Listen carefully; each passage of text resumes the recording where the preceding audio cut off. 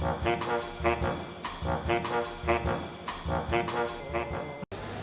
pengen orang yang terbuka hatinya dan kenal aku, entah lewat Instagram, entah lewat langsung, mengetahui bahwa orang yang berubah, orang yang tidak sempurna, bukan berarti di bawah siapapun yang merasa dirinya lebih baik.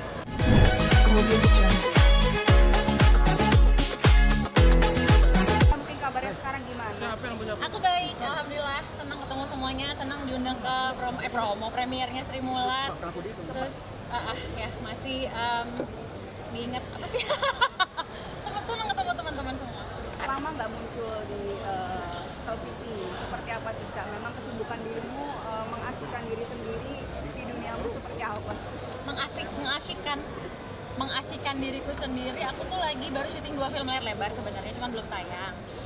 Yang satu syutingnya aja tuh 2 tahun, tapi insya Allah dua-duanya tahun ini akan tayang gitu.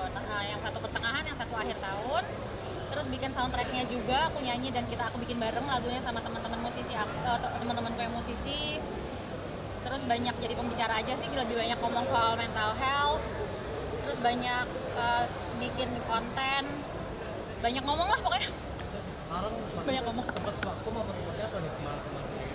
Vakum di dunia entertainment. Kalau disebutnya vakum ya, kelihatannya kayak abis kalau lama nggak syuting gitu soalnya. Ya kan dulunya kan aku dikenalnya di sinetron yang terus-terusan. Jadinya tuh kayak orang nganggapnya kayak kok vakum gitu. Padahal aku merasa kayak aku banyak banget yang aku kerjain, kayak webinar. Aku sekarang lebih banyak webinar speaking up tentang mental health. Itu hampir tiap minggu ada. Apalagi ya. Tapi kalau kadang-kadang nggak tahu karena dari kecil udah sibuk banget. Ketika aku rest kayak gini, kayak bangun tidur aku kayak ya rambutku itu lama tuh kayak 2 tahunan dari syuting orang ketiga. 2017 nggak pernah warnain rambut, sementara kan mungkin teman-teman tahu dari dulu aku suka warna-warni sebenarnya. Jadi kalau lagi hitam itu kan ada wajib acting aja. Nah terus udah gitu, one day tanggal 30 Maret kemarin, aku bangun tidur, terus aku merasa gue pengen warnain rambut gue deh apa ya, terus nyari-nyari lah di internet, warna-warna lucu. Terus keluar persis kayak gini, aku kirimin fotonya ke orang salon, oke, we'll do it. Aku langsung ke salon warnain hari itu juga. Dan aku seneng banget sama hasilnya. Kenapa jadi lebih fresh juga nih? Pengen tampil dengan wajah baru juga? Pengen tampil dengan wajah baru sih, nggak tahu, ngikutin perasaan aja, pengen kayak gini gitu. Mungkin lagi meletek aja jadi kayak keluar gitu. Moodnya lagi memang pengen seperti itu ya Cak? Ya. Tapi bisa dikatakan banyak yang kabar-kabaran yang kemarin yang ada kabar Marshanda meninggal. Oh iya. Seperti apa sih Cak? Ya nggak apa-apa lah. Tanda-tanda orang kalau aku percaya ya kalau kita dikasih musibah tuh Allah lagi mau ngasih kita rezeki yang lebih tinggi. Dan aku berharap mudah-mudahan buat yang nonton infotainmentnya teman-teman ini atau tayang di YouTube kali ya, sekarang aku lupa. Infotainment sama YouTube juga ada ya. Nah itu ketahuan banget ya udah tua. Yang pada nonton mudah-mudahan merasakan kalau kalian dihadapkan dengan beban yang berat, termasuk ke teman-teman juga di sini, Allah tuh lagi mau ngasih sesuatu yang besar ke kita. Jadi kayak aku malah pas ada berita Marshanda meninggal keluar tuh nggak sama sekali tersinggung. Sampai ada sahabat aku yang nelfon aku nangis, Cak, gue tuh menganggap ini serius sampai gue tahu ini hoax. Nah karena ngeliat itu aku kesian gitu, jadi aku pikir kayak malah aku ngepost di Instagram, udah nggak apa-apa lah orang bikin berita gitu, mungkin yang lagi bikin berita kita nggak tahu dia nggak ada uang kali ya buat ngasih makan anaknya, viewers mungkin AdSense ngasih dia uang ya gimana. Kebetulan nama Caca, misalnya gitu makan nama Caca, ya udah biarin aja, orang masih hidup juga, gue kan jadinya nggak kenapa-napa, ya udah gitu. Tapi gak kesel juga nggak sih ketika seenaknya jadi? Banyak juga dari saya kecil mbak yang saya enaknya mbak kan, pura-pura nggak tahu nih dasar. Tapi bisa dikatakan Kak sebagai doa juga ya supaya panjang umur, kabarnya kan bisa disebut. Ya nggak taau ya kalau panjang umur atau nggak panjang umur kan itu urusannya Allah. Mau orang 1000 orang ngedoain saya takdirnya besok pergi ya besok pergi, dan saya berserah gitu loh. Jadi nggak ada rasa takut sama sekali. Tapi orang responnya pada panik gak sih ketika pas saat itu ada kabar? Keluarga atau mungkin Siena atau gimana tahunya? Nggak ada yang beberapa nelfon terus panik. Ada yang baru besoknya ngabarin karena dia shocknya seharian terus sampai tahu hoaxnya udah breakdown. Ada yang kayak gitu, aku kayak malah ya Allah jadi kesian banget orang-orang ini gitu. Bukan akunya yang kenapa-napa, malah mereka gitu.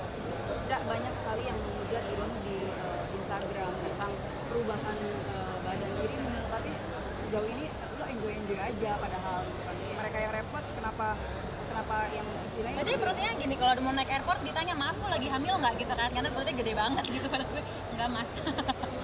Jadi gimana pertanyaannya? Ya, maksudnya gimana sih nanggepin netizen yang bisa dikatakan yang asal ngomong padahal lu sendiri enjoy dan happy dengan Aku tuh baru sadar ya setelah aku sekarang gemukan, kan sebenarnya awalnya karena aku kan minum obat-obatan untuk bipolar disorder. Itu efek sampingnya bikin gendut yang obat aku. Nah aku tuh 10 tahun terakhir on and off minum obat diet, jadi aku tuh bisa kurus. Nah terus aku sekarang tuh kemarin pas awal aku gemukan, aku tuh memutuskan gue mau ganti hidup gue. Kalau gue emang harus kurusan, gue mau kurus dengan sehat, gue nggak mau minum obat penahan nafsu makan lagi. Melar lah habis itu, ibaratnya kayak udah lama minum yang bikin kenceng gitu kan, diplongin stop, tapi makannya dijaga dan olahraga, tapi tetap minum obat yang buat bipolar, jadi gendut dong. Dan aku udah tahu nih gue bakalan dikomentarin atau apa, mendingan gue bikin campaign. Aku bikin campaign My Body is Perfect and I Love It, dan aku kayak sampai yang fotografer campaignnya nanya, lo nih minta dihujat gitu. Terus aku bilang, ya enggak sih, gue aja sekarang ngelakuin ini deg-degan gitu, karena kan aku juga suka minder zaman dulu, mana-mana di foto kamera ngempesin perut. Jadi artis kan harus gitu, kata konon. Nah sekarang gue gak mau jadi gitu, bodo amat lah gitu kan. Kayak kalau misalnya ada yang mau ngajak syuting dengan perut kayak gini, alhamdulillah kalau lagi perannya gak cocok dengan itu ya gak apa-apa. Dan alhamdulillah dapat gitu, malahan setelah aku campaign itu hujatan tetap ada. Aku mau dapet judul film yang malah aku gak boleh diet. Gila nggak? Itu berkah banget karena aku gemukan dan aku nyaman. Tiba-tiba aku dapet film layar lebar. Wah itu gila, seneng kayak gak nyangka. Dan aku sadar soal yang menghujat ya, orang yang bilang ke anaknya, ke pak artis, ke pasangannya, gedutan, kurusin adalah orang yang paling ngehukum dirinya sendiri kalau mereka gendut. Udah itu aja. Kalau aku mah nggak ngehukum, aku nggak apa-apa kok. Tapi kata saya itu turun 9 kilo ya. Kok tahu sih? Iya. Gimana pola itu makanan mungkin, itu Kak? seperti apa, Ca? Aku jadi sekarang makannya banyak yang organik, hampir vegetarian plus ikan.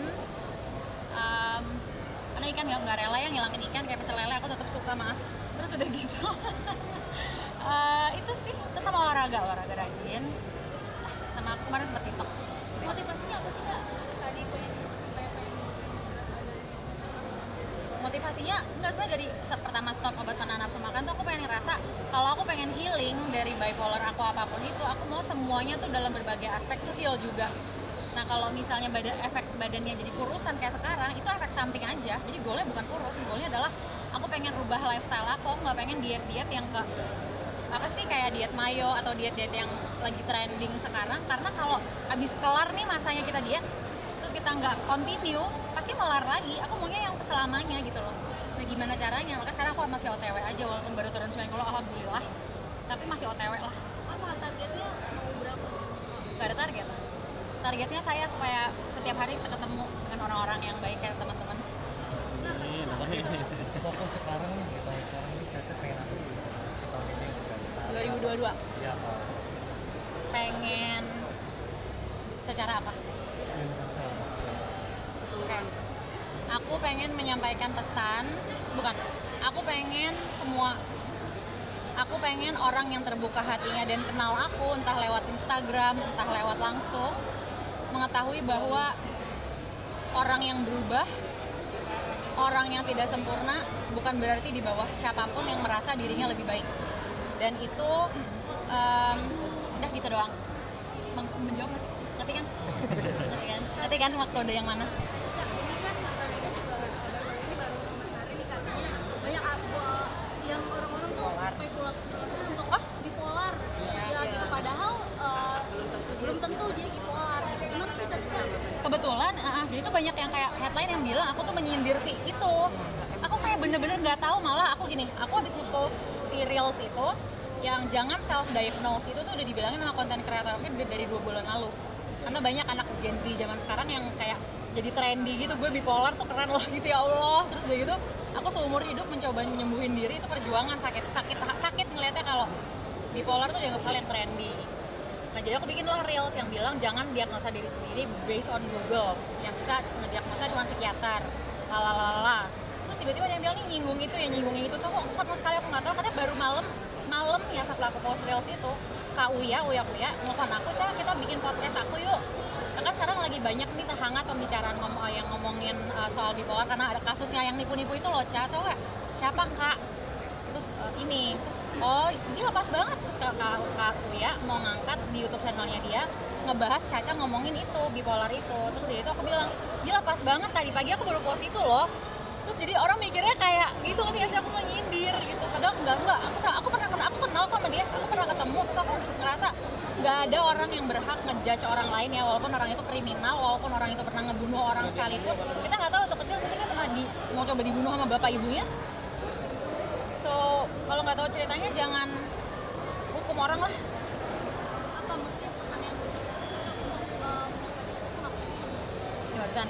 Yang postingan itu yang dibikin itu kan 2 Yang- bulan baru selesai. Oh iya, baru 2 bulan baru diposting sekarang karena konten-konten lainnya tiba-tiba suka datang, idenya aja ketunda gitu kan. Terus jadi kalau aku nggak ada timeline mbak, jadi semuanya spontan aja, nggak ada yang scripted. Terus apa tadi pengen? Apa yang mau disampaikan? Yang mau disampaikan adalah untuk anak-anak muda atau umur berapapun deh, karena mungkin lagi hangat ya soal mental health ini atau mental illness apapun itu, jangan mendiagnosa diri sendiri. Kalau kalian belum datang ke psikiater, yang cara psikiater ngediagnosa tuh juga tanggung jawab besar loh, karena kadang-kadang ada misdiagnosis karena yang pasien kasih tahu ke psikiaternya itu nggak lengkap. Misalnya pasien lupa, waktu kecil gue pernah di amit-amit ekstrim ya contoh, waktu kecil gue pernah diperkosa sama tetangga gue, itu psikiater harus tahu. Karena bisa jadi kalau memang dia punya pengalaman gitu, berarti sekarang gedenya gini dia bukan mental illness, bisa jadi gitu. Kalau si pasien nggak ngasih data lengkap soal hidup dia, dan dari keluarga juga tidak adil atau tidak lengkap menceritakan hidup pasien ini, psikiater bisa salah kasih diagnosa. Seumur hidup ini orang kena efek harus minum obat seumur hidup. Kalau mental illness-nya harus minum obat seumur hidup. Jadi kayak tanggung jawab kita sebagai pasien yang merasa harus didiagnosa adalah menceritakan lengkap. Jangan self-diagnose hanya lewat Google, lalu bertanggung jawab sama kesembuhan sendiri-sendiri. Jangan ngarep kayak, oh gue punya mental illness, gue bisa injak-injak orang, enggak. Nah Kak, banyak juga kan orang yang sebutnya bipolar, tapi itu jadi alasan dia untuk berbuat sesuatu yang sesuka hati yang tadi bilang gitu. Gimana mungkin Kak? Jadi alibi. Iya. Jadi alasan gitu, gue kan bipolar, jadi ya udah. Ya itu terima gitu. perlu kayak edukasi, perlu dikasih tahu. Tapi dia juga sebenarnya perlu pengertian, perlu penerimaan, karena mungkin orangnya ngalamin. Aku kenal deket dengan seseorang yang ngerasa gue boleh nindas orang lain. Aku kenal deket banget dengan seseorang yang seumur hidupnya di masa sekarang gue berhak nindas orang lain karena seumur hidup gue ditindas. Gue nggak pernah nafas buat diri gue sendiri, hidup gue selalu buat orang lain. Jadi sekarang gue nggak mau peduli sama perasaan orang. Kalau gue ngamuk-ngamuk, gue lebih sakit hidupnya dari lo semua. Diem aja ya, lo nggak pernah ngalamin yang gue alamin. Jadi kesian juga sebenarnya jadi mereka. Cuman ya kalau mereka one day berubah pikiran, sadar dan tahu bahwa itu juga nggak fair, harusnya lo sembuhin diri lo gitu loh. Nggak harus ya ke psikiater, apapun caranya, sholat masuk kok, apapun, doa, meditasi, denger lagu, joget-joget kayak aku gitu, itu semua nolong loh. Jadi kayak ya tergantung orang yang mau berubah apa enggak. Kalau nggak mau berubah juga hak dia gitu. Tapi itu nggak bisa jadi alasan ya Kak? Nggak bisa jadi alasan ya? Kalau tergantung sih, nggak bisa jadi alasan tuh tergantung kesediaan orangnya, karena trauma orang kan nggak ada deadline ya. Kita nggak bisa bilang, lo kan pengalamannya pas lo umur 5 tahun, masa sekarang masih nangisin, nggak boleh gitu, hak gue, mau terima sampai mati terserah gue gitu. Tapi Caca sendiri memang kenal sama MZ nggak sih?